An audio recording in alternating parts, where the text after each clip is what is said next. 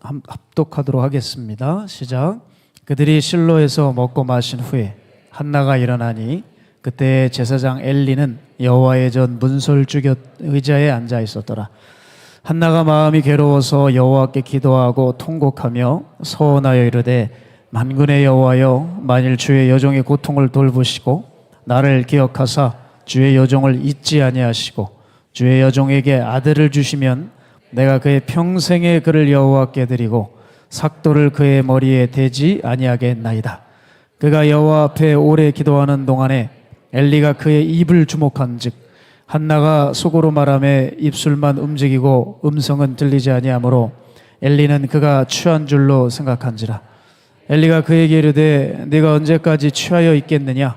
포도주를 끊으라 하니 한나가 대답하여 이르되 내 주여 그렇지 아니하니이다. 나는 마음이 슬픈 여자라 포도주나 독주를 마신 것이 아니요 여호와 앞에 내 심정을 통한 것뿐이오니 당신의 여종을 악한 여자로 여기지 마옵소서. 내가 지금까지 말한 것은 나의 원통함과 격분됨이 많기 때문이니이다 하는지라. 엘리가 대답하여 이르되 평안히 가라.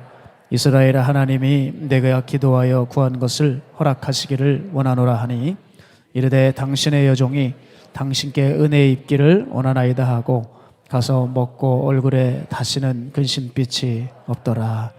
아멘. 이솝 우화 중에 소금을 나르는 나귀에 대한 이야기가 있습니다. 오늘 이 말씀을 이야기로 출발하고 싶은데요. 나귀가 어느 날 여러분 소금을 무겁게 지고 주인의 명을 받아서 열심히 가고 있었습니다. 그러다가 그만 이 소금이 무거우니까 시냇가에서 넘어지고 말았어요. 그 바람에 소금이 다 물에 녹아서 없어져 버린 겁니다. 그 나귀는 그러한 일을 통해서 한 가지를 깨달았어요. 내가 짐이 무거웠는데 시냇가에 물에 젖으니까 짐이 가벼워지는구나. 소금이 이제 물에 녹아버리니까요. 요걸 나귀가 깨닫고 난 후에 주인이 맨날 소금을 그 나귀에게 얹어주면 시냇가에 가가지고 항상 거기서 엎어지는 거예요. 그래가지고 소금을 다 녹여버리고 늘 그렇게 가벼운 짐을 가지고 가는 겁니다. 그때 요 꾀를 주인이 알아차렸어요. 그래서 그 짐에다가 나귀 모르게 소금을 넣은 게 아니라 뭘 넣냐? 솜을 넣었어요. 솜을. 여러분이 솜을 넣으니까 어떻게 돼요? 이상하다, 가볍네 오늘. 그런데 여기 어김없이 또 이제 시냇가를 가가지고 물에다 그냥 엎어져가지고 빠진 겁니다.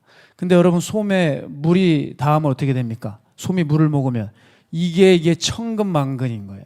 그때부터 그냥 고생을 하면서 그렇게 걸어갔다고 하는 얘기가 있어요. 그렇게 혼쭐이 난 나귀는 다시는 그런 꾀를 부리지 않았다는 것이죠. 여러분 이것이 시사하는 바는 큽니다. 이건 비단 나귀의 일만이 아니고요. 우리도 이 땅을 살아가면서 이 세상 어떻게든 편안하고 어떻게든 좀 잘 살아보려고 여러 꾀를 부리고 삽니다. 그런데 그 꾀가 때로는 좀 먹혀요. 잘 들어요. 그래서 이게 맞구나 싶은데 여러분 아시죠? 어느 날부턴가 그 꾀가 잘 안 돼요. 작동이 안 됩니다.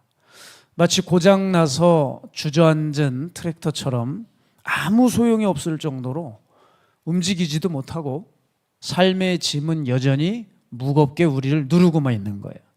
그렇게 해서 내 뜻대로 내 예상대로 되지 않는 그 현실을 우리는 마주하게 됩니다. 그럼 도대체 언제 내 뜻대로 잘 되었을까? 우리가 한번 생각해 보지 않을 수 없죠. 저도 한번 생각해 봤어요. 여러분 저는 하나님은 제 계획을 싫어하신다는 것을 알았어요. 그러니까 저는 계획을 안 세웁니다. 이제 저도 하나님 앞에서 꾀 아닌 꾀를 부리죠. 왜냐하면 뭔가 계획을 잡으면 하나님은 수포로 만들어 버리세요. 최근의 일을 얘기해 드릴까요? 저는 갑자기 마가야 다락방에 부임했어요. 전혀 저하고 생각지도 않은 일들이 벌어지죠. 하나님은 제 계획을 또 그 종이를 찢어버리셨어요. 저는 그래서 언제 내 뜻대로 그나마 이렇게 펼쳐질까 생각해 봤는데 어릴 적이더라고요. 제가 장난감을 가지고 놀 때가 있었습니다. 여러분 못 믿으시겠죠? 저도 장난감을 가지고 놉니다. 그리고 혼자 계획을 짜고 혼자 판을 짜고 놀기 시작해요.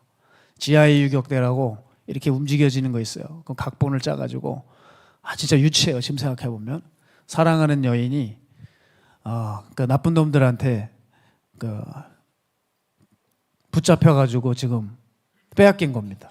그래가지고 이 주인공이 악당들을 다 물리치고 사랑하는 여자를 구해오는 그런 각본을 초등학교 4학년 때 짜고 혼자 장난감을 가지고 열심히 노는 겁니다. 여러분 그게 얼마나 디테일하게 짰는지 몰라요 제가.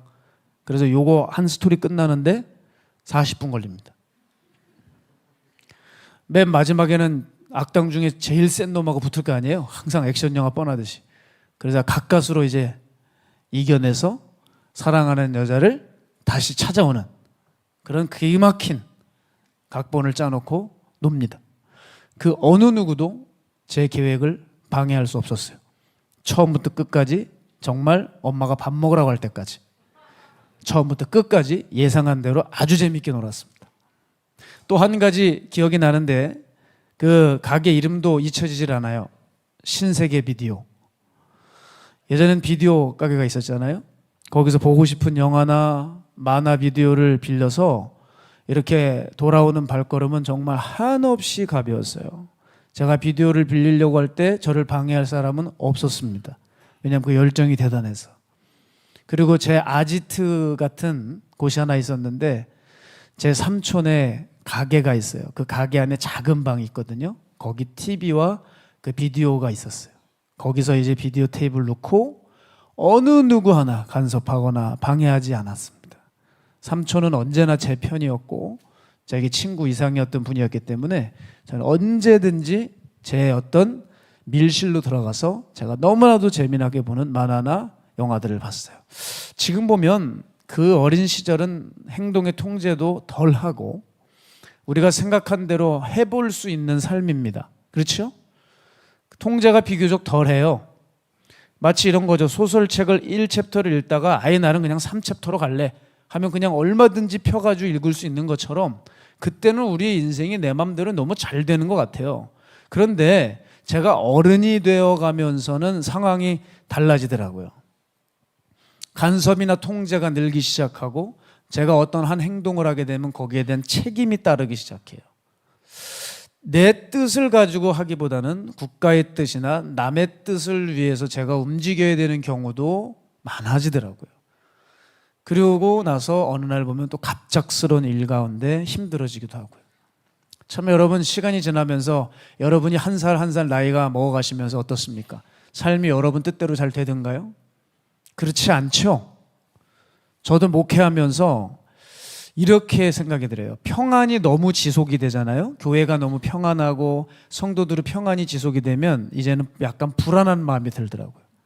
왜냐하면 목회는 항상 사건 사고가 정기적으로 터지기 마련인데 평안이 지속되면은 무슨 일이 또 벌어지는 것은 아닌가 불안해지더라고요. 그런데 그 불안할 즈음에 정말 일이 딱 터지고 왜 이런 일이 도대체 저들에게 발생하는 건지 도무지 모르겠는 거예요.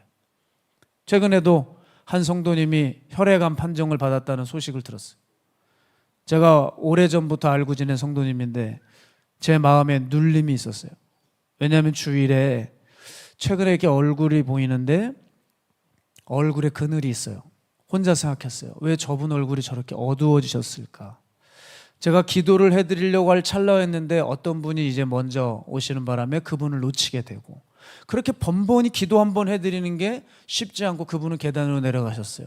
그런데 그분이 지금 암 판정을 받았다는 얘기를 듣고 제가 얼마나 깜짝 놀랐는지. 암이었구나. 왜 이렇게 자꾸 눈길이 가게 하셨을까? 전혀 예상하지 못했던 일들이 그분에게 닥쳤어요. 여러분 이와 같이 우리들에게도 이런 일이 닥칩니다. 분명히 건강했는데 조금 아파서 병원 갔는데 의사의 표정이 심상치 않아요. 큰 병원을 빨리 가보래요. 큰 병원 의사 앞에 섰더니 암 진단을 받고 시한부 인생을 살게 됩니다.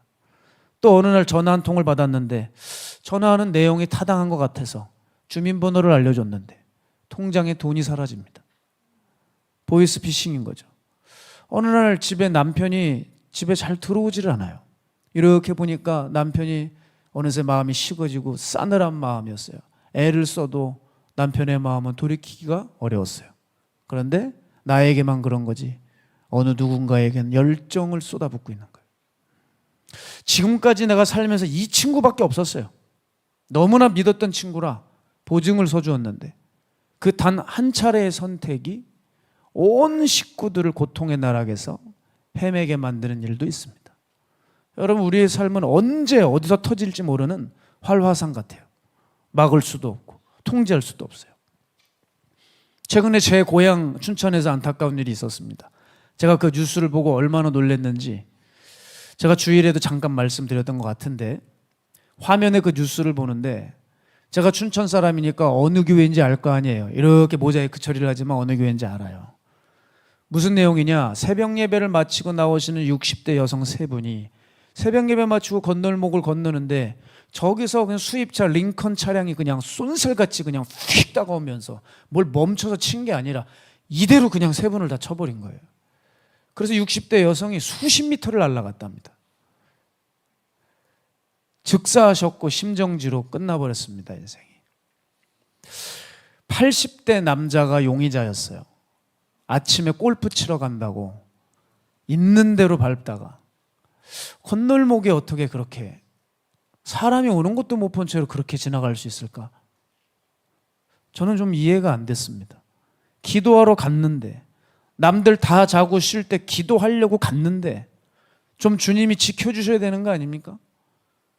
만약에 그 집안 중에 믿지 않는 유가족이 있다고 하면 그것도 어떻게 해석하겠어요? 어떻게 보겠냐는 거예요. 우리는 이해가 안 되죠. 신앙이 없는 사람들 더 이해가 안 되죠. 이 갑작스러운 죽음을 어떻게 받아들여야 될까요? 우리는 마치 수학 문제 풀듯이 2 곱하기 2는 4이듯이 뭐가 답이 탁탁탁 내려지고 아구가 착착착착 맞는 현실이었으면 좋겠지만 전혀 예측 불가능하고 예상하지 못한 상황에서 도대체 어떻게 살아가야 될지, 어떻게 버텨야 될지 감당이 안 되는 게 우리 삶입니다. 그렇죠? 이제는 편안해질 거라고, 이제는 괜찮아질 거라고 내 삶에 대해서 믿음을 부여했는데 그 믿음은 영락없이 우리를 배신하는 때도 오는 거예요.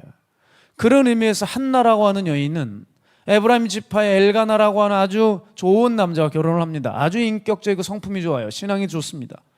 이런 남자와 결혼하면 너무나도 행복할 것이라고 예상을 했죠. 나는 아내로의 도리를 다하고 남편의 사랑을 받으면서 참 남부럽지 않게 살겠구나 생각을 하면서 결혼을 했습니다. 그러나 전혀 예상치 못한 일이 벌어지는 거예요. 그리고 그 당하는 일이 너무나도 씻기 힘든 일인 거예요. 그 시대 당시, 요즘은 괜찮습니다만은 그 시대 당시는 불임이 여성에겐 큰 수치였어요.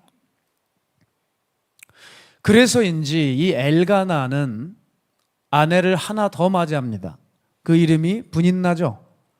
사무엘상 1장 2절에 보면 엘가나에게 2 아내가 있었다고 얘기하죠. 첫째는 한나고 2번째는 분인나입니다.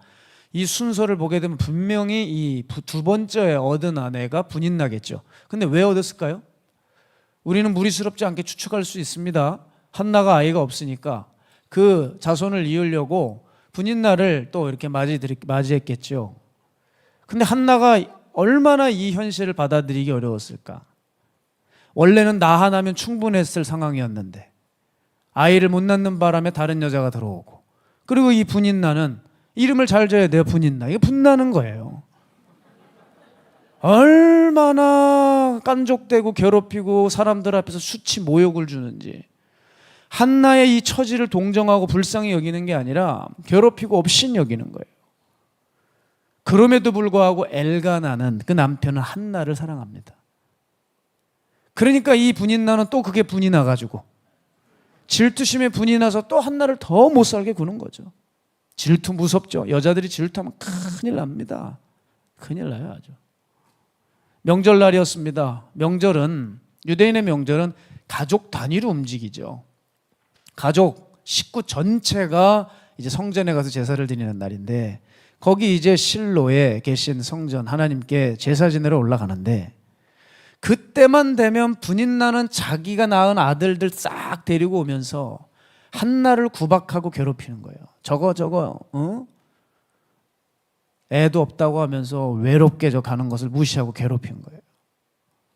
그러나 한나는 그 모욕을 당하지만 하나님을 사랑했기 때문에 하나님께 예배하고 싶은 마음이 있어서 어떤 수치를 받아도 그 예배하러 올라갑니다. 그러나 그 명절 때가 되면 이 한나도 사람이니까 너무 이 명절날이 기쁜 날이 되어야 되는데 두려운 날이 되어버리는 거예요.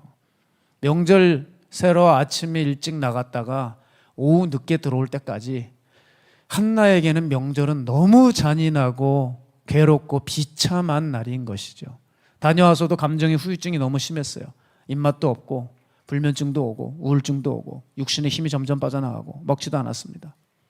여러분 생각해 보세요. 예배를 드리고 왔는데 결과가 이런 정신적이고 육체적인 피폐함입니다. 여러분 오늘 예배를 드리고 계시는데 여러분이 예배를 드릴 때 지금 이 지붕에 내리는 빗소리를 듣고 잠이 온다, 좋다, 오늘 아주 습하네, 눈꺼풀이 무거울까 이러지 마시고 예배가 여러분 딱 드려지면 어때요? 기본적으로 위로와 평안을 얻기 마련이잖아요. 그런데 한나에게는 예배 드리러 가는 날마다 항상 고통스러운 거예요. 분인나 때문에. 자, 그런데 이 한나를 보세요. 여러분 같으면 여러분이 한나면 어떡하겠어요? 명절 올라가시겠어요? 안 올라가시겠어요? 슬쩍 뭐 아프다 그러고 핑계대고 숨어 있지 않겠습니까? 그런데 분인나의 그 자기 수치를 드러내고 쑤셔대는 그 괴롭힘이 있어도 속으로 눈물을 삼키고 상한 마음을 감추고 티내지 않고 성전으로 올라가는 거예요. 올라가요. 자, 그리고 어떤 명절이 돼가지고 또 올라갔는데 그때도 꾹 참고 예배를 드렸어요. 그런데 그날은 예배를 드리고 난 후에 다 같이 밥을 먹는데 그 자리를 한나가 슬쩍 빠져나옵니다. 그리고 어디론가 달려가요. 그게 어딘가 봤더니 성전으로 향하는 거예요. 성전에 도착해서 흐느껴 울면서 이제 기도로 매달리기 시작을 한 겁니다. 자, 여러분, 한나는 언제 기도했느냐를 보세요. 자기가 비참할 때, 괴로울 때 기도했어요. 그럼에도 불구하고 하나님 일에 대해서는 철저했습니다. 자, 예배 드리는 만큼 내가 믿는 만큼 하나님께 더 기도하고 매달렸다고요. 저는 이 시대에 고통에 빠져 있는 현대 그리스도인들의 위로의 표본, 도전의 표본이 누구냐라고 누군가가 묻는다면 전 단연 한나로 뽑습니다. 한나는 많은 그리스도인들, 특별히 고통에 빠진 많은 그리스도인들의 본입니다. 자, 이제 한나가 기도를 시작하는데요. 기도 소리가 나질 않아. 우리같이 통성기도가 아닌 겁니다. 입술만 이렇게 움직이는 기도예요. 그러니까 그때 마시간 제사장 하나가 있었어요. 엘리라고 아십니까? 그 엘리 제사장이 보기에 얼마나 자기가 기도를 안 하면 영분별을 못해요. 저거 술 취했구만, 저거 만취했어, 술 주정한다고 착각을 하고 한나를 구박하죠. 그러나 한나는 어떤 상태였어요? 그 어떤 여기 가장 목소리 큰 사람의 그 기도보다 비록 소리가 나지 않았지만 하나님의 성전이라 두려워 목소리도 못 내는 죄인인 것 같아서 소리도 못 내는 그런 상태로 기도했지만 내면에 가장 그 타오르는 중심의 불꽃을 가지고 하나님께 매달리며 기도했다는 거예요. 저는 여러분이 한나의 이야기를 볼 때 뭘 느낄 수 있냐, 누가 한나를 두고 낙심과 절망의 사람이라고 말을 할 수 있을까요? 저는 오히려 한나를 볼 때 어떤 힘을 느낄 수가 있었습니다. 그의 믿음은 너무나 우수해서 어떻게 어려울수록 괴로울수록 참담할수록 하나님께 더욱 온전히 향하는 믿음이냐는 거예요. 자, 그런 의미에서요, 우리는 이와 같이 기대한 적도 없는 결과를 맞이하게 되고 고통과 고난이 올 때 우리 성도들은 그 고난과 고통과 아픔을 어떻게 바라보고 대처해야 될까? 오늘 이것을 세 가지 논하기를 원합니다. 자, 첫 번째는요, 고통을 어떻게 해야 되냐, 슬픔을 어떻게 해야 될까요? 슬픔과 고통은 나를 완숙해 한다는 것을 아셔야 됩니다. 여러분은 지금 동일하게 의자에 앉아서 예배를 드리지만 각양각색의 어려움에 다 빠져 계십니다. 그죠? 사실 집회 때 내 신앙 때문에 오시는 분들도 있지만 우리 마가의 다락방 기도원 시절을 보게 되면 정말 사연이 많아서 그렇게 매일같이 하나님 앞에서 우는 한나분들이 많았었어요. 다양한 상실감과 근심 가운데 여기 많은 분들 앉아 계실 수 있습니다. 그런데 그게 나쁜 것만은 아닙니다. 거기에 반드시 교훈이 숨어 있어요. 고통이, 슬픔이 내게 선생님이 된다는 거예요. 다들 가정 문제가 많으신데 가정 문제가 대부분이니까 한 가지 예를 드리면 여러분 부부싸움 자주 하십니까? 아멘 그러시려고 그랬죠. 부부싸움 자주 하세요? 자, 여러분 부부싸움 하면 어떻습니까? 속이 후련합니까? 예? 아니면 더 화가 치밀어 오릅니까? 자, 미국에 존 비비어라고 하는 유명한 목사님이 계시죠. 이 목사님이 본인 이야기를 하시더라고요. 자기가 아내와 아주 격한 말다툼을 하고 말았대요. 그걸 고백을 하는데 언쟁이 극에 달했을 때 주님께서 존 비비어 목사님에게 이렇게 말씀하셨대요. 너는 이제 너의 교만이 드러났구나. 너의 교만이 드러났구나. 그러면서 잠언 10장 13절의 말씀을 떠오르게 하면서 양심의 가책을 느끼셨대요. 잠언 13장 10절은 이겁니다. 교만에서는 다툼만 일어날 뿐이라. 뭐만 일어난다고요? 다툼만 일어난다. 그러니까 다툼이 있는 곳에 보면 항상 교만이 서려 있는 것이죠. 그러니 권면을 듣는 자는 지혜가 있느니라 그랬습니다. 주님께서 말씀하시는 거예요. 존, 너와 네 아내가 말다툼 할 때마다 어딘가에 교만이 도사리고 있다는 것을 발견하게 될 것이다. 너는 그 문제를 반드시 처리해야만 한다. 주님이 이렇게 말씀하셨대요. 이 목사님은 그냥 화가 치미는 말다툼 속에서 그 고통 속에서 잦은 그 고통 속에서 괴로움 속에서 하나님은 무언가를 보이고 계시는데 교만을 지적하고 계시더라는 거예요. 난 네가 좀 더 겸손해졌으면 좋겠다. 여러분 말다툼을 한 것은 정말 잘못이지만 오히려 그 일을 통해서 목사님은 교훈을 얻어 교만을 끄집어낼 수 있는 기회로 삼았습니다. 자, 여러분도 어떤 문제와 어려움이 닥칠 때 또 집에 가셔서 부부싸움 또 하실 텐데 생각해 보세요. 그걸 해결하는 과정에서 네가 맞니 내가 맞니 옥신각신 하지 마시고 지금 내 말보다 중요한 건 이 부부싸움 가운데에 주님이 하시는 말씀이 더 중요한 거예요. 맞습니까? 그러면 내가 봤을 때 너무나도 분명히 옳은 이야기인데도 불구하고 말을 거둘 수 있어야 돼요. 그만 얘기할 수 있어야 돼요. 아, 그런데 막 사람들이 몰라서 그래요. 에? 내가 저 인간이랑 살아봤잖아. 저 사람은 아무도 안 돼. 귀신도 안 돼. 성령님도 안 돼. 저건 아무것도 안 돼. 저거는 아주 고칠 수가 없어. 그러니 내가 사과를 받아야겠어요. 도무지 난 용서가 안 돼요. 그렇게 여러분 막 우기고 따져도 주님은 단호하신 거예요. 얼른 가서 화해를 해라. 자, 마태복음 5장 25절 세 번역으로 살펴보겠습니다. 너를 고소하는 사람과 함께 법정으로 갈 때에는 도중에 얼른 그와 화해하도록 하여라. 그렇지 않으면 고소하는 사람이 너를 재판관에게 넘겨주고 재판관은 형무소 관리에게 넘겨주어서 그가 너를 감옥에 집어넣을 것이다. 여기서 중요한 말은 도중에 얼른 그와 화해하도록 하여라. 주님은 뭐가 됐건 간에 얼른 화해하도록 하여라. 아멘. 자, 그런데 여러분 이것을 우리가 순종하느냐 이겁니다. 이 고통 가운데 이 복잡한 관계 속에서 순종하느냐. 바로 이걸 순종해야 예수님을 따라가는 길입니다. 그리고 많은 그리스도인들이 이런 삶을 선택해야 됩니다. 아무리 고통스럽고 마음이 무너져도 주님께서 말씀하신 것을 이행하는 훈련을 해야 됩니다. 내가 다투고 이겨먹고 싶을 때 져주고 화해하는 것. 정말 쳐다보기도 싫은 사람에게 손 내미는 것. 질투가 올라올 때 질투를 끄고 겸손히 그 사람에게 배우려고 하는 것. 이런 겸손과 순종이 우리에게 필요하죠. 이게 바로 예수님을 따라가는 삶입니다. 그런데 여러분 대부분의 사람들은 이거 말고 뭐에 매력을 느끼죠? 기도의 응답. 내가 기도만 하면 착착 응답이 돼야 되고 믿음의 은사를 받기 원해요. 내가 믿는 대로 다 되는 거예요. 그죠? 믿으면 다 돼요. 그 일이 벌어지는 거예요. 그게 믿음의 은사거든요. 그런 걸 받고 싶어 하고 기사와 이적을 일으키는 능력을 얻고 싶어 하고 또 누군가를 기도할 때 그 사람에 대한 정보를 알고 싶어 하는 거예요. 아니 자기 정보를 파악해서 고치는 것도 힘이 드실 텐데 남 기도해가지고 그 남의 죄악들 다 캐서 뭐가 중요하시겠어요? 저는 이해가 안 돼요. 그 알아서 뭐 하시겠어요? 그래서 남 잘 예언해주면 뭐가 달라집니까? 근데 이런 거를 원하는 거예요. 이런 사람들 많죠. 이런 사람들 많아요. 그런데 하나님은 그것보다 하나님의 말씀이 무엇이든지 그걸 순종하는 걸 원하십니다. 이 순종이 먼저고 이 순종을 할 수 있는 사람에게 주시는 옵션 선물이 있는데 그게 은사예요. 근데 우리는 그걸 거꾸로 알죠. 거꾸로. 자, 그래서 여러분 우리에겐 뭐가 필요해요?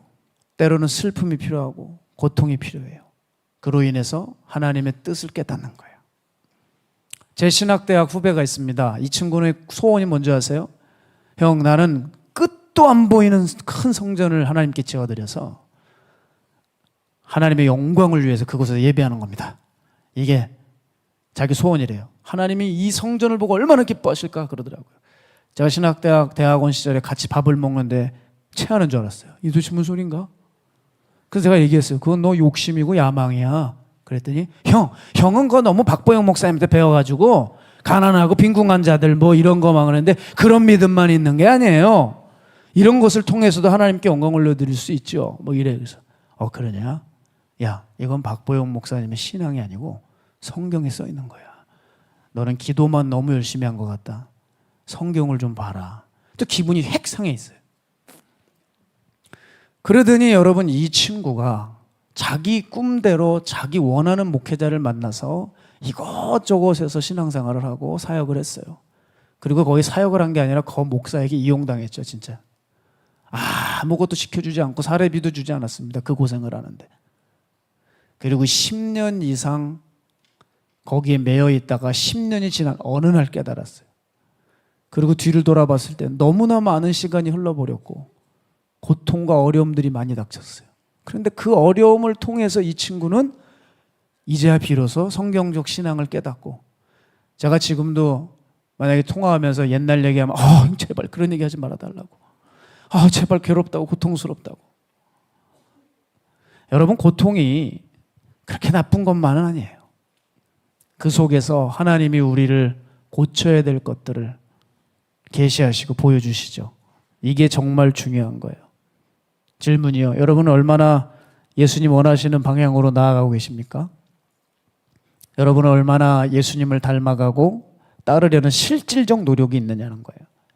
자, 주변 사람들이 봤을 때 당신 전도사구나, 뭐 장로구나, 목사구나 이런 이야기 들을 때 만족하는 게 아니라 주변 사람들이 우리를 보았을 때 정말 예수님을 닮아가고 노력하고 훈련한다는 것을 느껴진다고 얘기 들어본 적 있습니까? 여러분을 보면 당신은 정말 노력을 하는군요. 당신은 정말 훈련하는 사람이군요. 그런 얘기 들립니까? 안 들립니까? 아니, 예배 참석한 거 말고요. 사역하고 있다 이런 얘기 하지 마세요. 사역자들이 더 엉망인 경우 너무 많아요. 인성도 안 됐고 도덕성도 엉망이고 영성도 당연히 없고. 그런 거 말고 사람들이 여러분을 볼 때 저 사람 진짜 고뇌하는구나. 말씀 앞에 서려고 애를 쓰는구나. 노력하는구나. 그런 얘기 들리십니까? 여러분, 우리의 고통과 아픔이 바로 이것을 다시 깨닫게 하고 회복시킬 줄로 믿습니다. 그래서 우리의 고통과 아픔 속에서 오히려 주님을 위해 참고 자기를 드리면 하나님 우리를 기쁘게 여기십니다.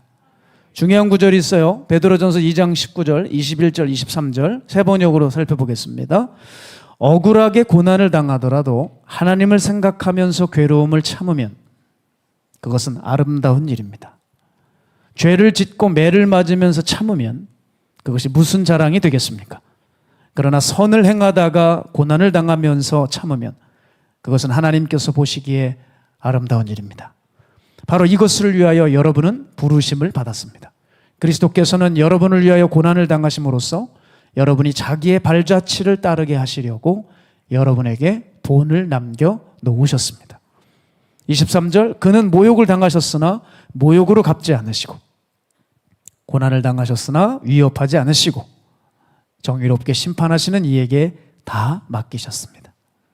여러분, 이 예수님을 닮아가고 이 발자취를 따르는 것이 우리의 부르심이에요.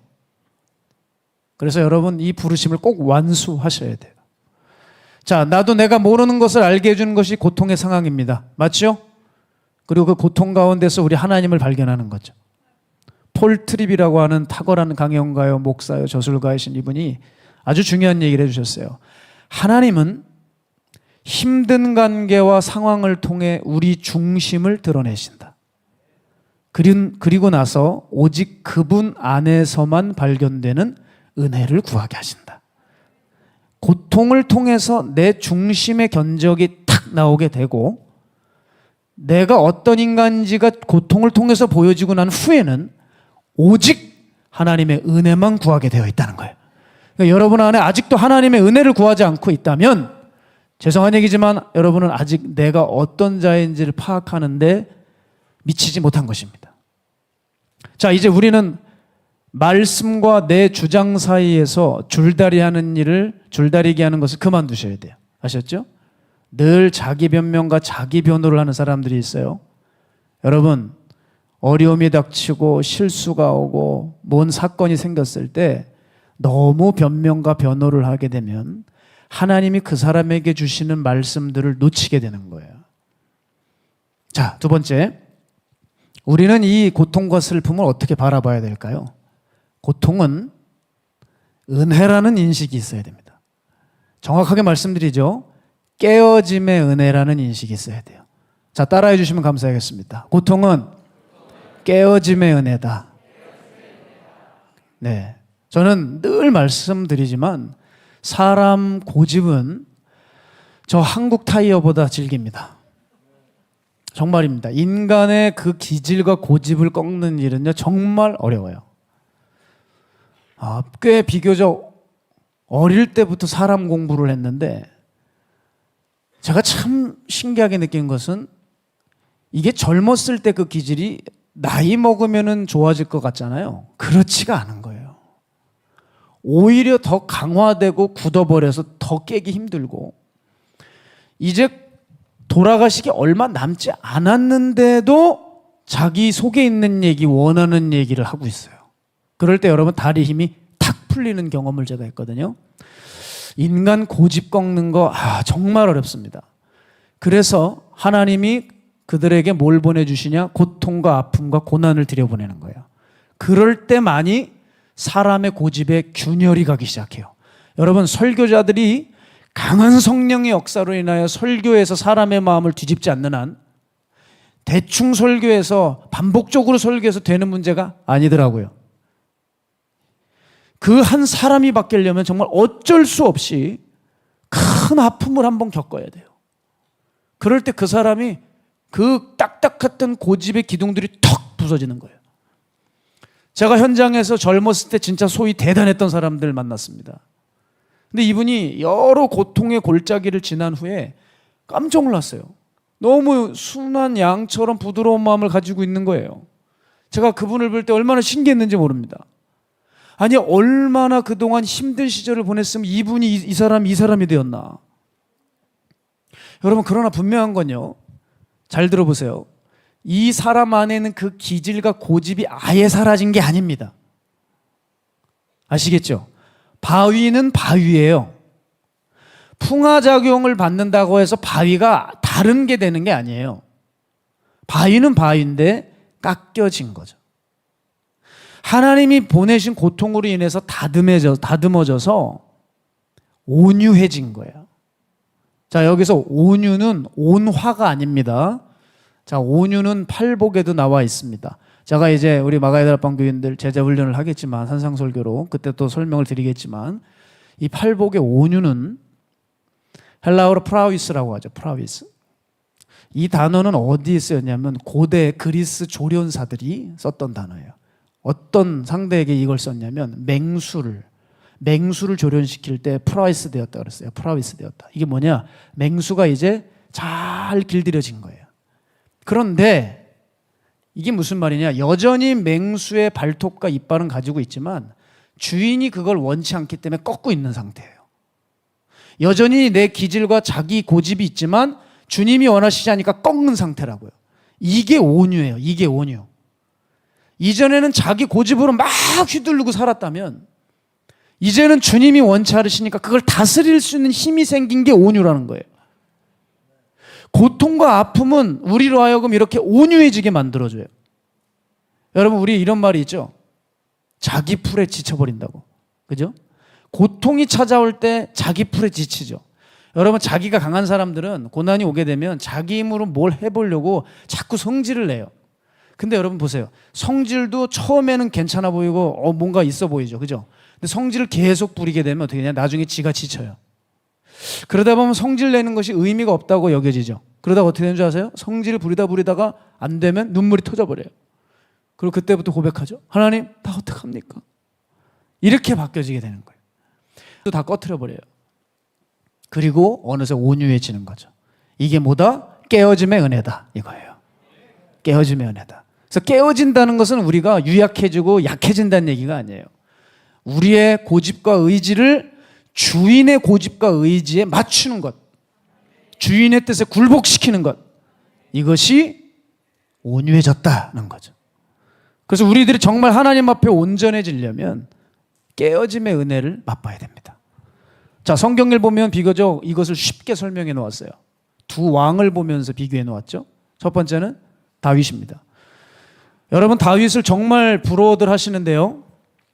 그래서 어느 목사님은 본인의 이름을 데이빗이라고 했죠. 그죠? 모 다윗 목사님 이렇게 해가지고 활동을 많이 하셨어요. 누군지 아시죠? 네, 괜찮습니다.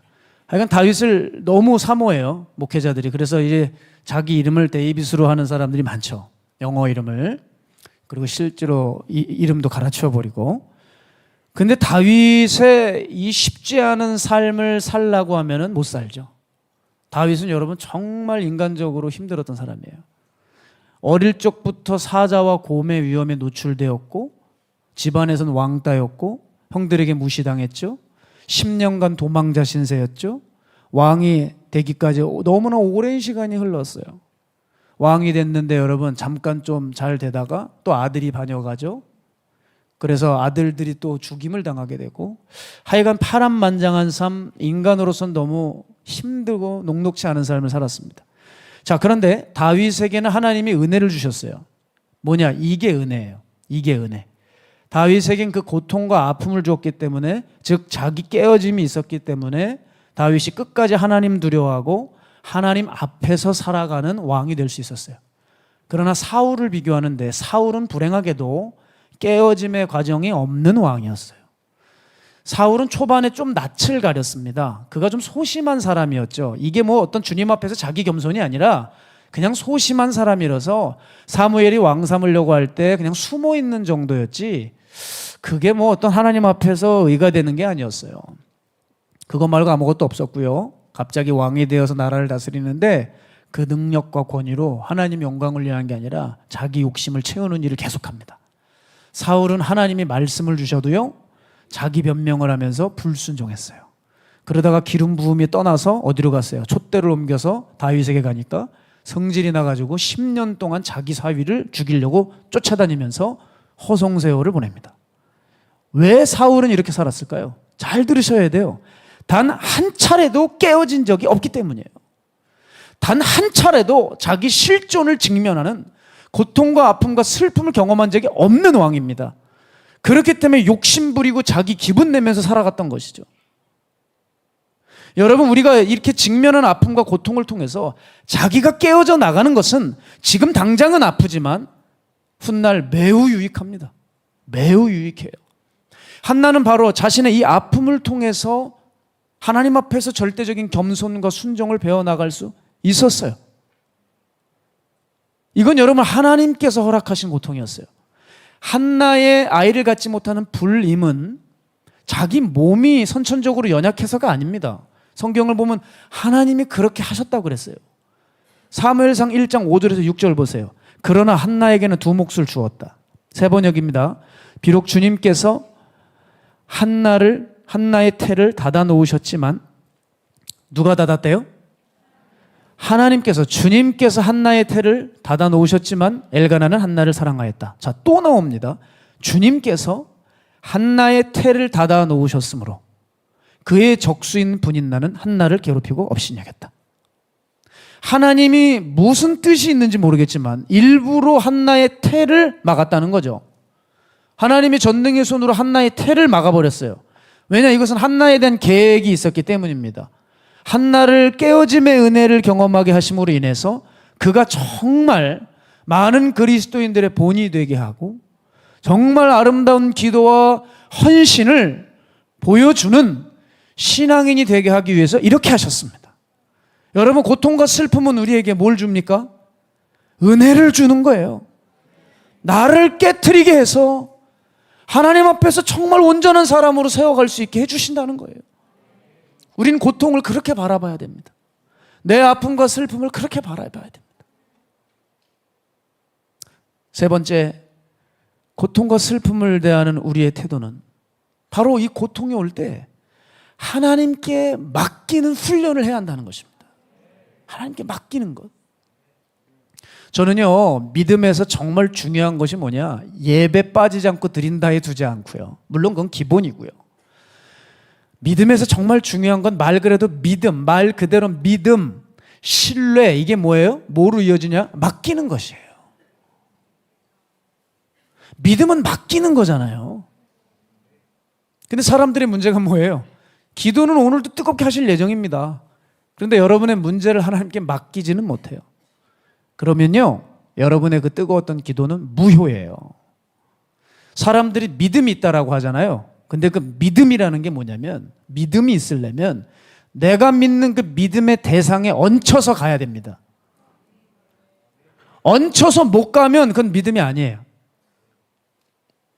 제가 중학교 2학년 때 너무 오토바이를 타고 싶어서 오토바이를 탔어요. 제가 아직도 기억합니다. 새벽에 잠자다가 깼어요. 깼는데 어머님이 새벽 예배를 드리려고 이미 떠나신 상태였습니다. 그래서 제가 그 오토바이를 끌고 어머니를 잠도 안 오고 하니까 어머니를 좀 모시고 와야 되겠다 해가지고 한참 끌어가지고 교회까지 가서 새벽 예배 끝물에 도착하니까 이미 다 끝나서 통성으로 기도하고 계시더라고요. 나오는 어머니를 모셔서 제 오토바이 뒷자리에 태우고 다시 이렇게 왔습니다. 집으로 한참을 한 20분을 오토바이를 타고 왔어요. 근데 여러분, 제가 거기서 뭘 깨달았냐면 우리 어머니 아들 등에 다 기대서 저를 꼭 안고 오시더라고요. 여러분, 저 같으면 못 타요. 진짜 지금 생각해도 만약에 제 아들 유빈이가 오토바이를 타는데 아빠 타세요. 나 못 타요. 정말. 걔를 오토바이 사줄 리도 없고. 참 우리 부모님은 감사해요. 저를 또 오토바이 타고 싶다니까 사주시고. 그걸 어머니를 태워가지고 왔어요. 제가 그때 알았어요. 그때 어머니가 제 품에서 어린아이처럼 푹 안겨서 오시는데 그때 알았어요. 야, 이 아들을 이렇게 믿으시는구나. 시간이 지나도 그때의 모습은 제가 잊혀지지가 않아요. 그 어머니의 품을 잊혀지지가 않아요. 제게 이렇게 얹혀서 기대서 오셨던 그 어머니의 모습을. 믿음이란 이런 거예요. 믿으면 걱정이 없는 거예요. 믿으면 그냥 얹혀져서 가는 거예요. 그런데 우리는 기도는 해도 못 맡겨요. 마가의 다락방교회 와서 힘들게 엇가지고 오셔서 아버지 아버지 그리고 뭐 어찌고 저찌고 울고 불고 타령은 다 하는데 끝날 때 다시 짐을 지고 문을 열고 나가요. 여러분, 우리가 한나에게서 배워야 될 점이 뭐냐면 불임의 문제 앞에서 정말 감당할 수 없는 여성의 그 큰 수치 앞에서 자기가 감당할 수 없는 그 괴로운 상황 앞에서 분인나의 그 못살게 구는 괴롭힘과 정말 하루하루 눈 뜨는 게 너무나도 고통스러운 그 상황 앞에서 간절히 하나님 앞에 기도했다는 거예요.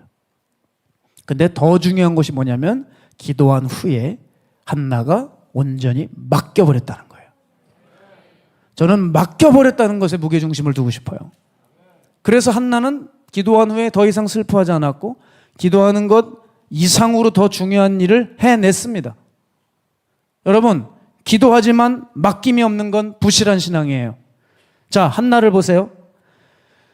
한나가 엘리가 이제 한나가 막 기도를 하니까 엘리가 묻죠. 너 이거 술 취한 것 같다. 그럴 때 한나의 대답이 뭐였냐면 제가 기도했어요 라고 하지 않고 뭐라고 했냐면 내 마음을 주님 앞에 쏟아놓았다 그래요. 사무엘상 1장 15절이에요. 한나가 대답하였다. 제사장님, 저는 술에 취한 것이 아닙니다. 포도주나 독한 술을 마신 것이 아닙니다.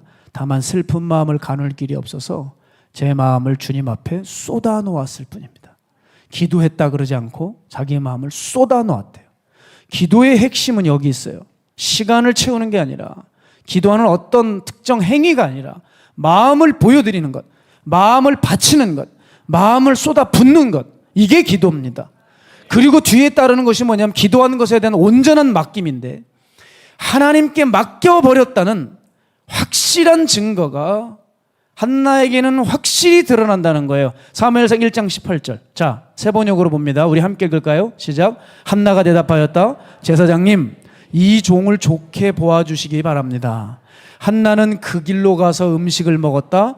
그리고 다시는 얼굴에 슬픈 기색을 띠지 않았다. 어떻게 이럴 수가 있어요? 지금까지 계속 금식하고 너무 슬픕니다. 저 술 취한 여자 아닙니다. 나는 마음이 슬픈 여자입니다. 이렇게 엘리에게 얘기했잖아요. 그런데 기도한 후에 가서 바로 밥을 먹고 더 이상 슬픈 낯빛을 하지 않았대요. 그건 여러분 자기 마음에 정말 슬픔을 걷어낸 거죠. 그러면 여러분, 한나가 이와 같이 행동할 수 있는 건 왜 그럴까요? 지금 한나가 임신이 됐나요? 무슨 한나가 기도한 후에 바로 기적이 일어났나요? 내가 아들을 줄 거야, 하나님의 음성이 들려왔나요? 아니요, 전혀 아무것도 없었어요. 그런데 그 길로 가서 음식을 먹고 슬퍼하지 않는다.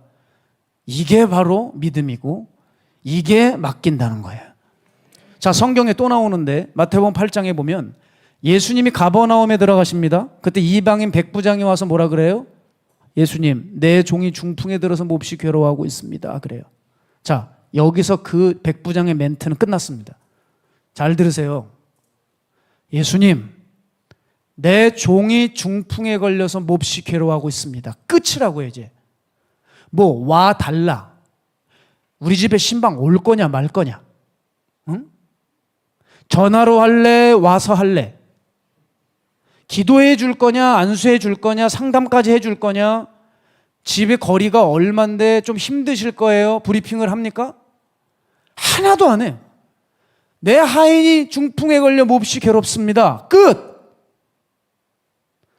그런데 오히려 주님이 더 적극적이세요. 듣자마자 내가 가서 고쳐주리라. 내가 가서 고쳐주리라.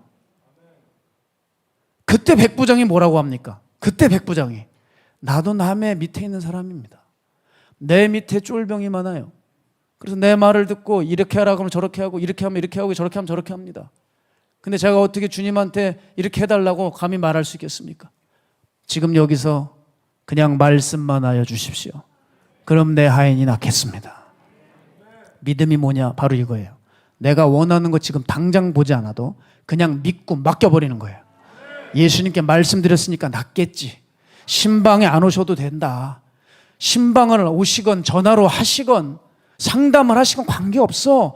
그냥 이 자리에서 말씀만 하시옵소서. 예?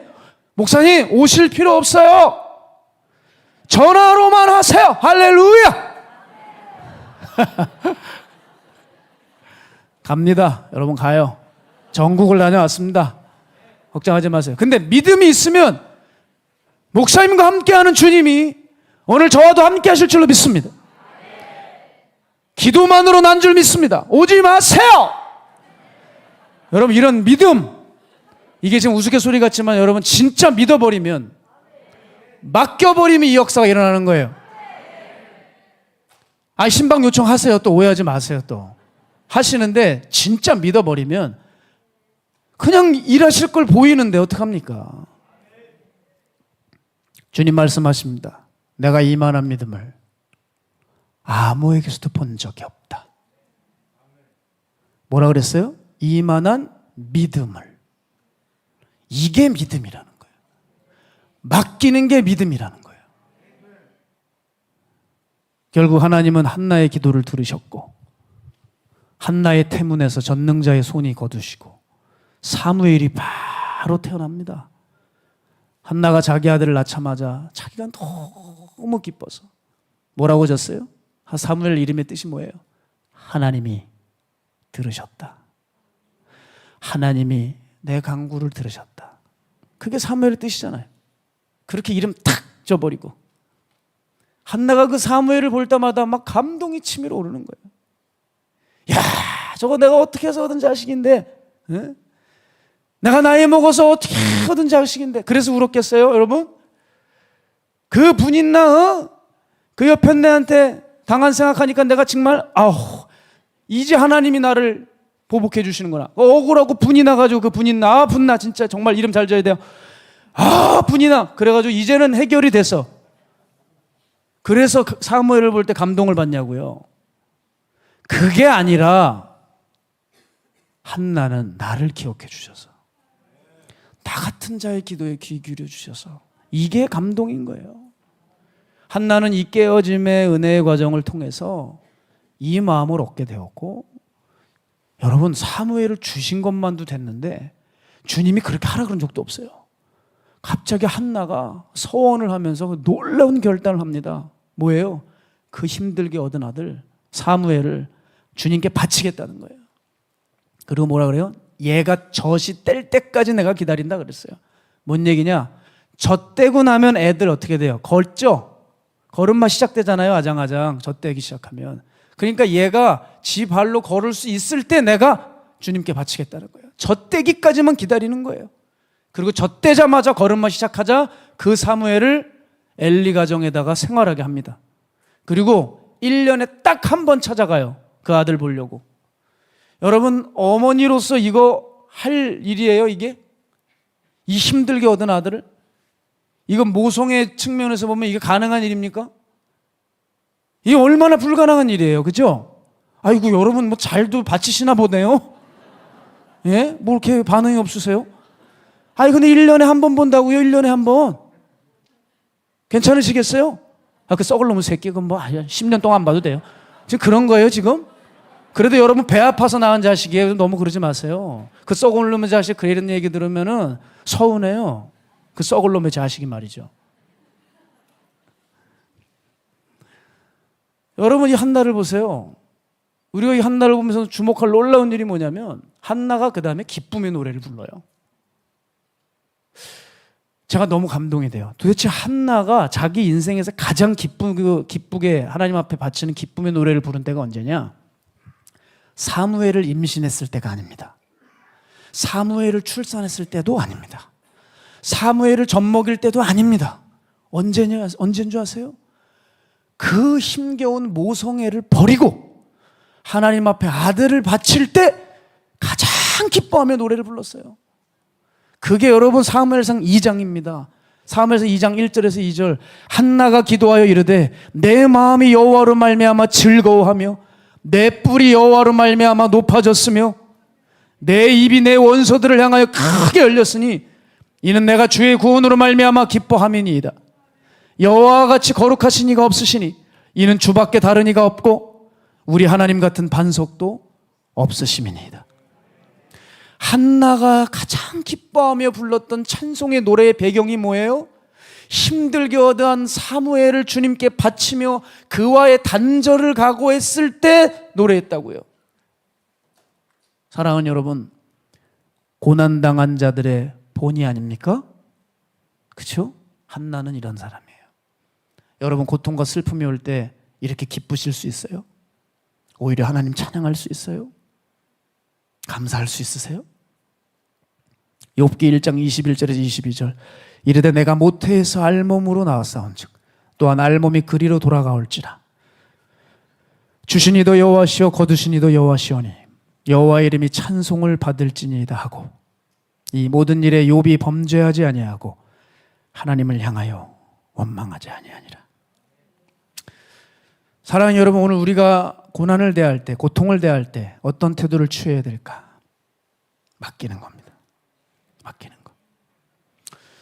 제 삶에도 왜 힘든 일이 없겠어요? 사실 인간이기 때문에 하나님의 뜻이 무너지는 것보다 인간적인 바람이 허물어질 때 사실 더 아파해요. 그렇지 않아요? 하나님의 나라, 우리는 그렇게 배웠죠. 하나님 나라가 잘 돼야 돼요. 그러나 사실 현실은 어때요? 하나님의 나라보다 내 나라가 잘 돼야 돼요. 그 하나님의 나라가 붕괴될 때 가슴 아파하는 것보다 대부분이 인간이기 때문에 내 집이 붕괴하고 내가 세워놓던 것들이 허물어지면 그건 내가 들어간 것들이 부서지기 시작하면 인간은 아파하죠. 왜 저에게도 제가 바랬던 것들이 물거품처럼 허물어지는 일이 없겠습니까? 정말 기뻐서 와, 하나님이 이렇게도 역사하시는구나, 하나님이 이렇게 열어주시는가 보다 했던 그 일이었지만 왜 물거품 되는 일이 없겠어요? 여러분, 그때마다 근데 계속 훈련했던 것이 뭐냐면 주신 이도 여호와시오 거두신 이도 여호와시니 그저 여호와의 이름이 찬송을 받을지어다. 욥의 고백을 외치고 하나님께 맡기는 훈련을 해왔던 것 같아요. 힘들어요. 하나님의 주권을 계속 인정하는 일, 나의 상실과 나의 슬픔과 나의 허물이 이것이 하나님의 주권으로부터 나왔다고 믿고 그분께 그냥 맡겨드리는 일, 이게 그렇게 쉬운 일은 아니에요. 그러나 이것을 훈련해야 됩니다. 훈련해야 돼요. 그럴 때 참된 믿음으로 거듭날 수 있어요. 그래서 그 고통과 슬픔 속에서 우리는 영적인 성장을 누릴 수가 있어요. 저는 그런 의미에서 이 설교를 준비하는데 이분이 생각났어요. 제가 정말 마음으로 사랑했던 성도님이 있습니다. 샌프란시스코에서 살았던 김경숙 성도님, 아시는 분들 있을 거예요. 이분은 뼈암으로 인간이 겪을 수 있는 가장 극심한 고통을 당했습니다. 항암 치료를 거부하셨죠. 어차피 죽을 목숨, 힘들게 항암 치료하다 죽고 싶지 않습니다. 그러면서 그냥 대충 민간요법을 하시면서 그냥 건강하게 그냥 이렇게 치료 안 받고 이 모습으로 그냥 하나님 일 하다가 주님 앞에 가셨어요. 그날이 기억합니다. 전화를 걸고 늘 외국에 계시니까 보이스톡으로 연락을 주고받았었는데 이분의 목소리를 듣는데 어느 날 그 낭낭했던 목소리가 한 번 꺾인 날이 있었어요. 제가 가슴이 철렁 내려앉더라고요. 드디어 이제 병세가 시작되었구나. 이 암이 급격하게 이분을 갉아먹어 치우고 있구나. 그 목소리가 탁 약화되었을 때 철렁 내렸던 마음이 있었어요. 그래서 제가 막 걱정을 했더니 이분이 저에게 하시는 말씀이, 목사님, 왜 슬퍼하세요? 슬퍼하지 마세요. 저는 천국을 갈 거예요. 제가 꿈을 꿨는데 우리 주님이 이렇게 말씀하셨고 이렇게 빛을 보았고 아마 천국을 본 것 같아요. 저는 얼마나 행복한지 몰라요. 그 다음 날 그 몸으로 노숙인들을 섬기고 온 거예요. 목사님, 지금 얼마나 행복한지를 몰라요. 얼마나 행복한지 몰라요. 본인은 죽어가시면서 말도 안 되게 행복하시대요. 죽어가는데 감사의 기도를 드리시더라고요. 제가 그때 그 통화를 하면서 이런 생각을 했어요. 야, 이런 신앙이 가능하구나. 이런 신앙이 가능해. 저는 목사였지만 그분의 신앙에 고개가 숙여졌고 목사직을 관둬야 되겠다, 이런 생각이 들었어요. 왜냐하면 저는 저의 어떤 작은 바람이 무너지면 힘들어했지만 이분은 목숨도 아까워하지 않고 그 나라를 바라보는 신앙이셨기 때문에. 사랑하는 여러분, 우리가 이제 고통을 어떻게 봐야 될까요? 불편한 가운데 있을지라도 우린 기쁨을 노래해야 돼요. 오히려 슬플 때 감사를 외쳐야 되고 절박할수록 기도할 수 있는 사람이 돼야 돼요. 바로 그때 주님이 일하신다는 것이죠. 우리에게 고통이 올 때, 절망이 올 때 오늘 한나의 기도를 기억하셔야 돼요. 우리의 감사와 기쁨은 언제 이루어져야 된다? 편안할 때, 좋을 때? 아니요.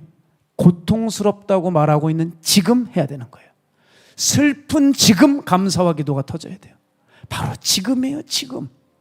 오늘 이것을 통해 우리는 하나님과 더욱더 가까워질 수 있습니다. 기억하세요. 우리가 성도라면 고통에 대한 인식을 바꿔야 돼요. 첫 번째 뭐라 그랬어요? 고통은 나를 완숙하게 만들어요. 그리고 그 고통은 은혜입니다. 깨어짐의 은혜예요.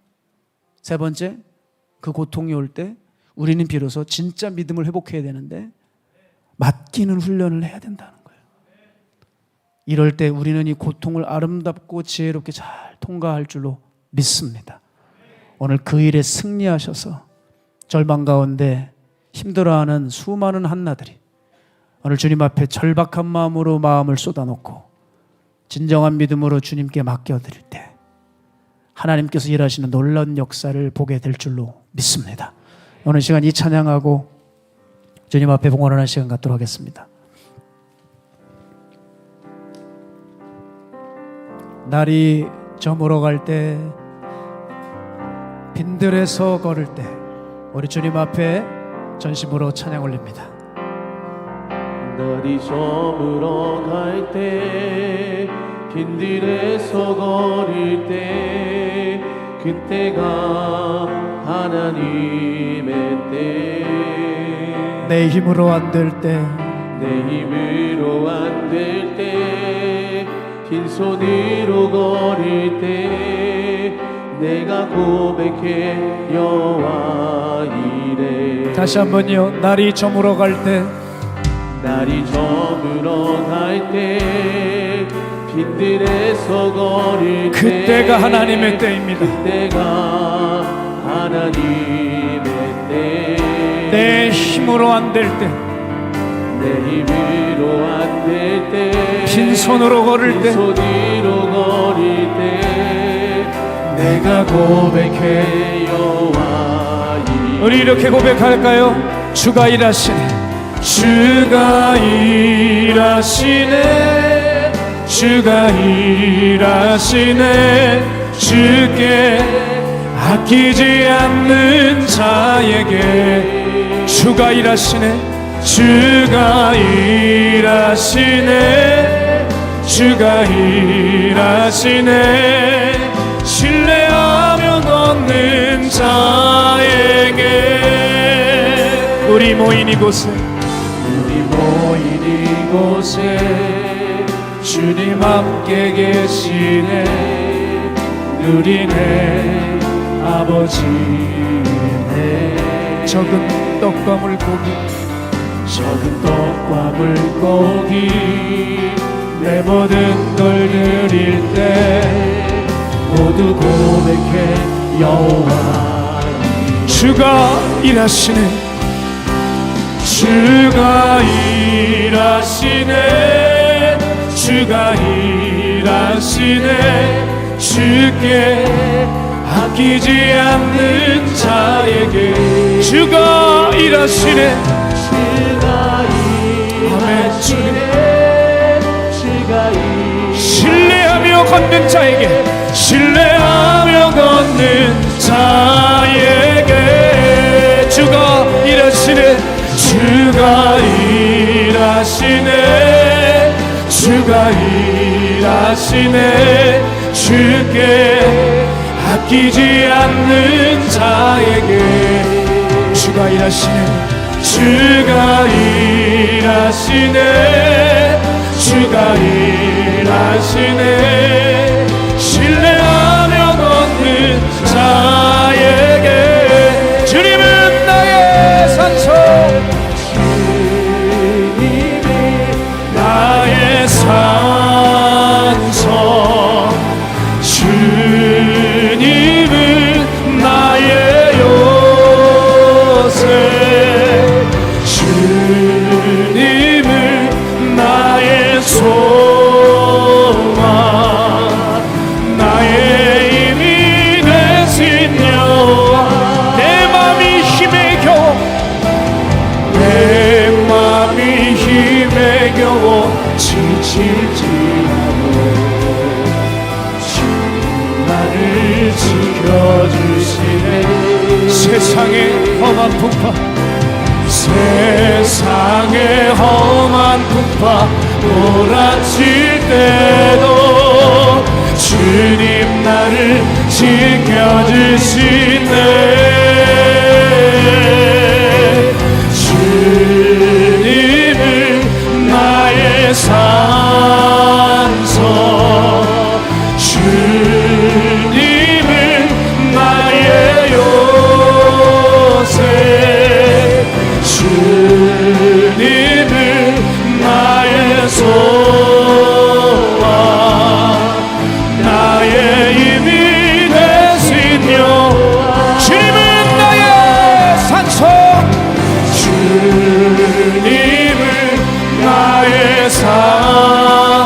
주님은 나의 주님 나의 소망,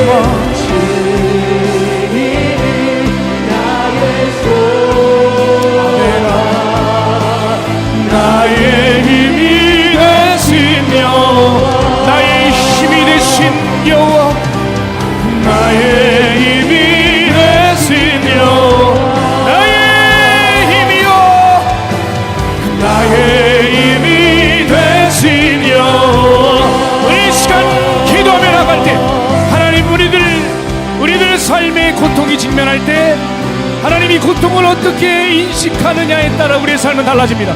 하나님, 우리 안에 하나님의 눈을 장착시켜 주셔서 이 고통을 하나님의 말씀과 하나님으로 이겨내게 하여 주시옵소서.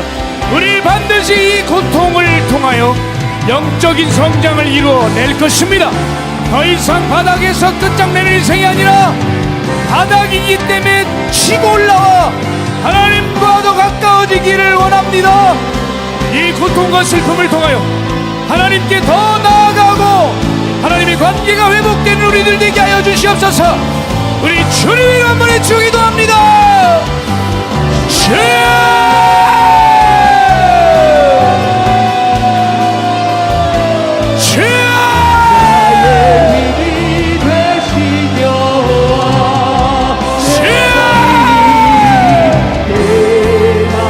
할렐루야. 주님, 오늘 이 밤에 역사하실 나의 주님을 믿습니다.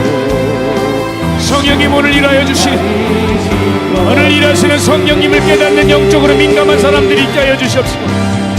오늘 우리의 고통과 아픔과 슬픔들이 오늘 주님 안에서 완전히 달리 해석되어지고 하나님 한나와 같이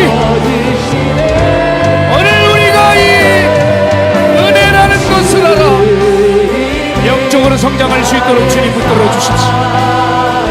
우리의 성장은 고통과 슬픔이 있는 줄로 압니다. 나의 하나님, 나의 하나님, 다시 한번 우리를 자라게 하여 주십시오. 나의 하나님, 나의 하나님, 울고불고가 아니라 내가 마땅히 깨달아야 될 것을 깨닫게 하여 주세요. 고통 속에 교훈이 있습니다. 고통을 통하여 우리는 완숙해집니다. 여러분에게 들려오는 모든 말들을 귀담아 들으십시오. 그 일들을 통하여 여러분은 성장하실 것입니다. 피하고 변호하고 변명짓하다가 죽을 때까지 자기 본성으로 가는 거예요. 오늘 어떤 이야기가 들려오고 나를 깨우쳐주거든 교만의 목을 꺾어버리고 바짝 엎드려 하나님 앞에 겸손하길 원합니다. 겸손해야 됩니다. 하나님, 우리의 교만을 끝장내 주십시오. 우리의 다툼 안에, 우리의 분쟁 안에 교만이 서여 있습니다. 그것이 작건 크건 고통 속에 임하는 이 주님의 말씀을 우리 잊지 않는 거룩한 지혜로운 성도들 모두 되게 하여 주시옵소서. 평생 그 성깔 가지고 평생 그 못된 짓 하면서 사시겠습니까? 언제 예수님 닮아가겠습니까?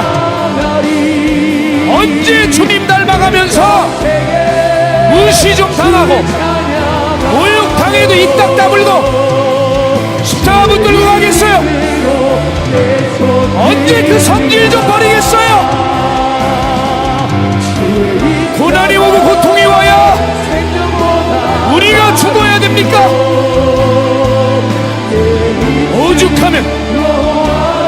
오죽하면 어려움이 오겠어요. 주님, 우리를 붙들어 주셔서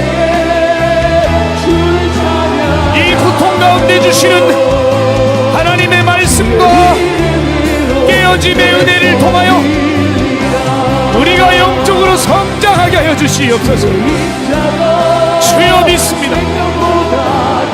주여 믿습니다. 주여, 나를 십자가에 못 박습니다. 주여, 이제 나는 죽습니다. 주여, 이제 나는 죽습니다. 나의 바람과 뜻과 이상 다 못 박아버립니다. 선한 것을 가장하고 있는 우리 안의 욕심들까지도 못 박아버립니다. 처리하여 주시옵소서.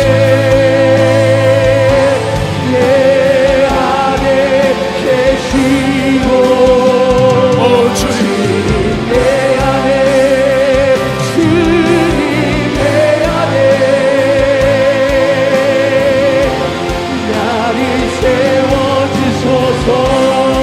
우리 이 시간 다시 한번 기도할 때요, 여러분 믿음이 뭔지 생각해 보세요.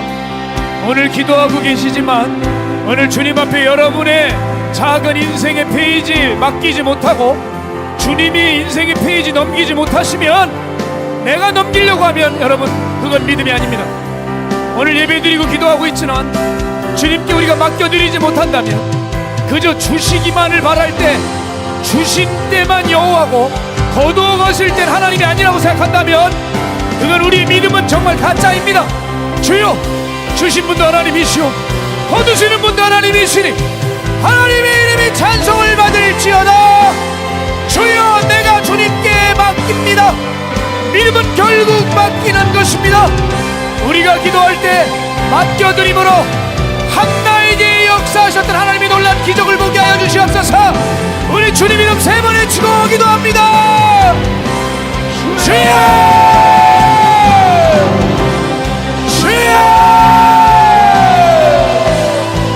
주여. 기도하지 못하는 옹졸한 자들을 처치하여 주세요.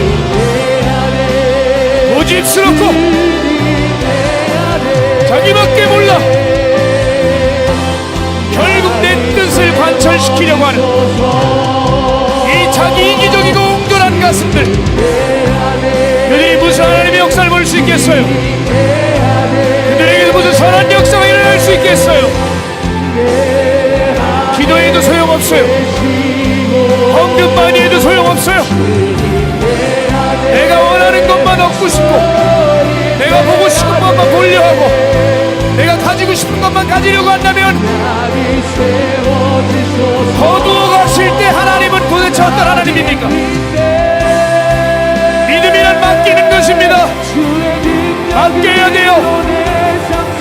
여러분 너무 오랫동안 여러분이 보고 싶은 것만 봤어요. 여러분이 가고 싶은 것만 갔어요. 여러분이 말하고 싶을 때 참지를 못했어요. 그러나 이제는 입을 다물어야 될 때며 우리가 눈을 내려야 될 때이고 우리의 걸음을 멈춰야 할 때입니다. 주여, 내가 주님이 어떤 처사를 하시든 맡기기 원하오니 내 믿음으로 하나님 앞에서 거룩한 능력과 기적을 맛볼 수 있는 그 믿음 되게 하여 주시옵소서. 주여, 맡기기 원합니다. 주여, 맡기기 원합니다. 오늘 나를 맡겨주세요. 오늘 내 믿음을 주님 맡겨주시옵소서. 다 드립니다. 다 드립니다. 한나가 자기의 마음을 쏟은 후에 그 길로 가서 음식을 다시 먹고 다시는 얼굴에 슬픈 기색을 띠지 않았더라. 다시는 슬픈 기색을 띠지 않았더라. 오늘 그 믿음이 회복될지어다. 오늘 그 믿음이 회복될지어다.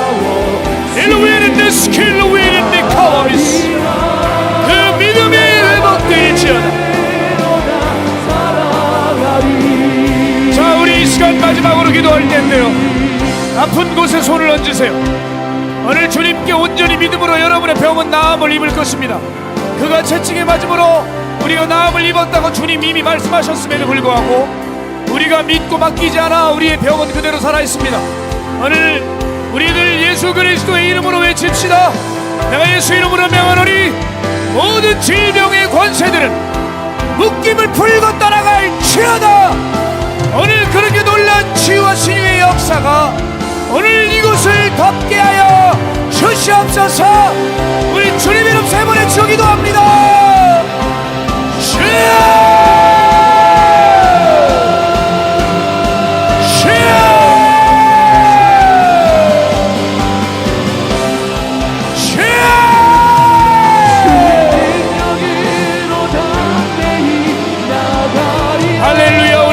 역사하여 주소서. 여러분 기도하셔야 합니다. 기도하세요. 마가의 다락방에 오셨으면 간절히 기도하세요. 주여! 주여!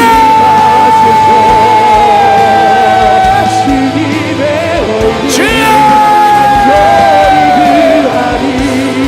시우될지어다. 에르벨로 위는 스켈로 위카라스 엘로에는 니칼로 와라비는 스켈로 에르벨로 위케는 스켈로 위리카. 뜨겁게 기도하세요. 뒤에 있는 사람들 긴장 늦추지 말고 뒤에 있는 분들 기도하세요. 2층에 있는 분들도 간절히 기도합니다. 주님 오늘 이 밤에 내가 마음을 쏟아붓습니다. 오늘 나의 질병과 나를 묶고 있는 모든 것들, 모든 중독들 오늘 예수의 이름으로 끝장냅니다.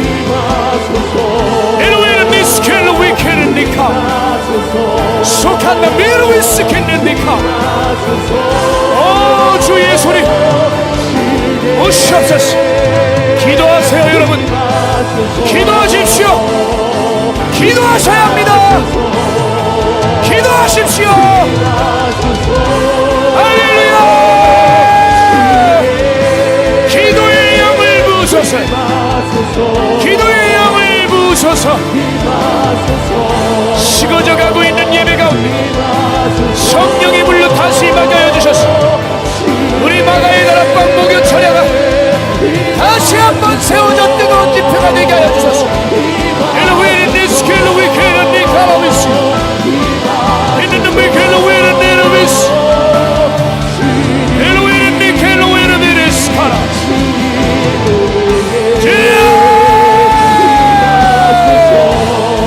엘로웨는 니켈로 위는 니스 니케는 니카라비는 니사. 오늘 주 예수님의 놀라운 능력, 오늘 놀라운 치유와 회복의 역사 오늘 이곳에 부어지게 하여 주시옵소서. 하나님의 은혜가 이곳에 있습니다. 오늘 놀라운 치유의 은혜 역사가 엘로비는 니케는 스켈로 위니까 치유하여 주세요. 어루만져 주세요.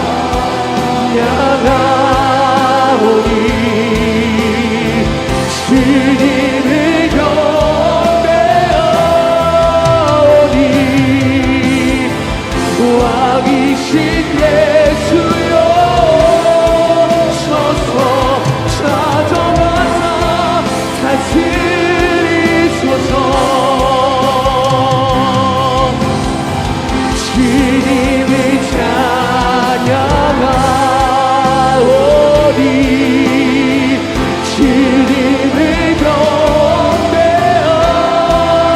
경배하오니 왕이신 예수여 오셔서 찾아와서 다스리소서.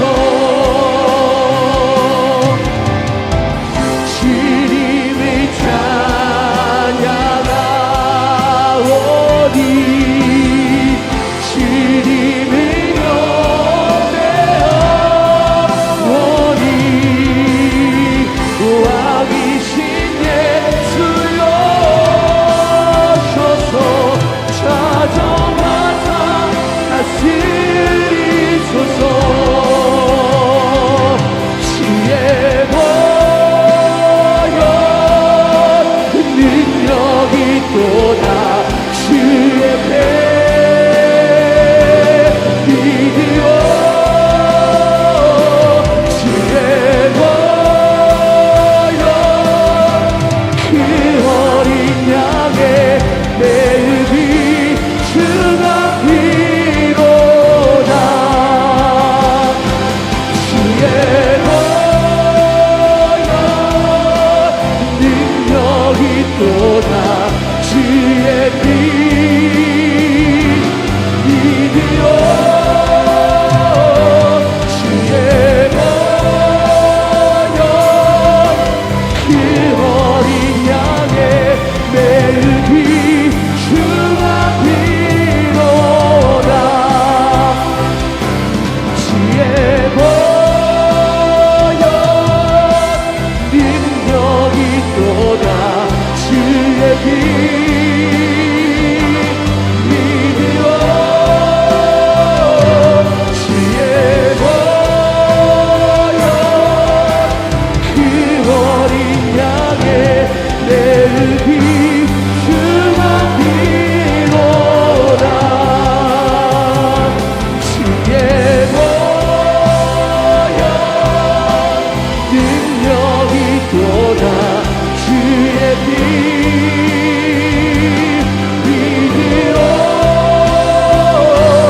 주의 보혈 그 어린 양의 매일이 주가 피로다.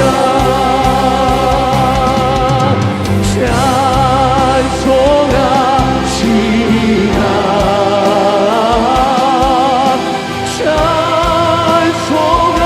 찬송합시다. 내 죄를 씻으시네.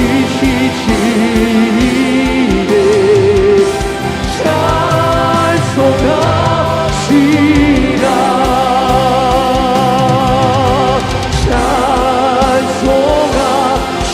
찬송합시다.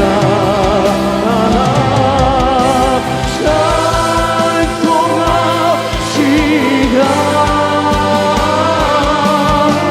내 죄를 씻으시네.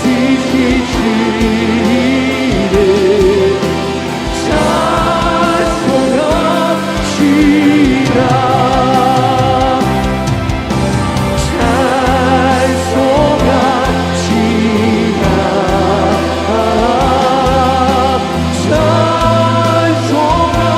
찬송합시다. 내 죄를 씻으시네.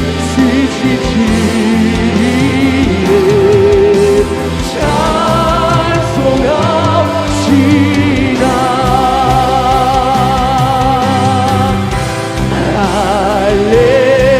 할렐루야.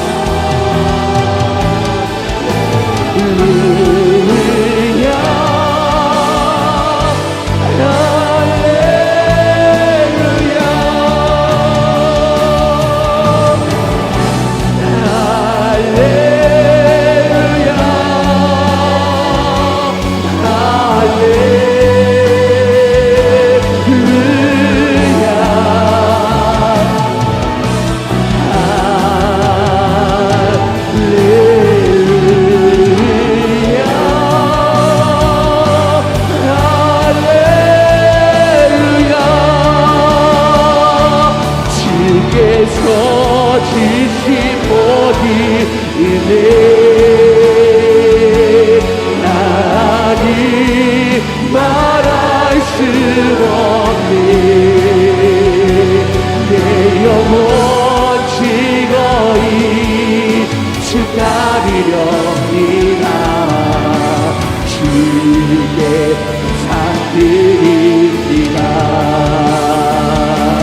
주께서 주신 모든 은혜 나니 말할 수 없네. 내 영혼 즐거이 주 따르렵니다. 주께 상드립니다. 주께서 주신 모든 은혜 나니 말할 수 없네. 내 영혼 즐거이 주 따르렵니다. 주께 내 삶 드립니다. 주께서 주신 모든 은혜 나니 말할 수 없네. 내 영혼 즐거이 주 따르렵니다. 주께 상드립니다. 주께서 주신 모든 은혜 나니 말할 수 없네. 내 영혼 즐거이 주 따르렵니다. 주께 상드립니다. 하얀없는 일에 갚을 길 없는 일에 내 삶을 내워사니 하나님의 은혜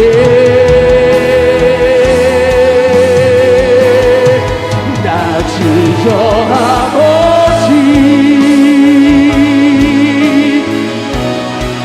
그 땅을 밟아도 나를 붙드시는 하나님의 은혜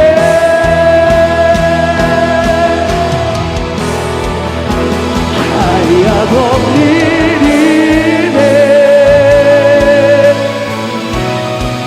갚을 길 없는 은혜 내 삶을 내워사니 하나님의 은혜 나 주저함 없이 그 강을 밟아도 나를 붙드시는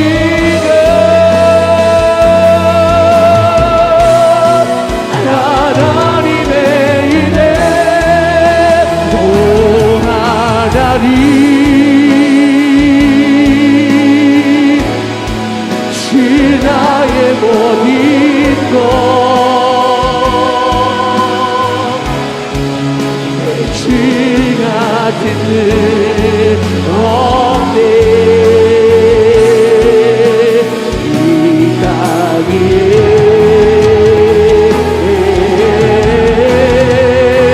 오 하나님 주 나의 모든 것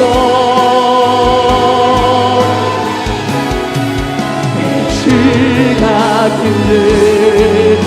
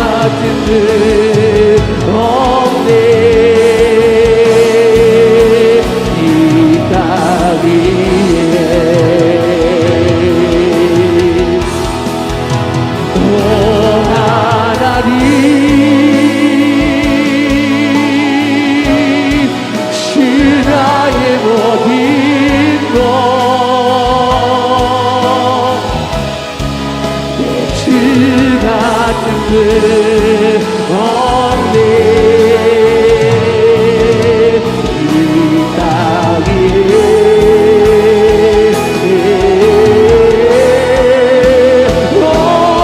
하나님 신하의 모든 것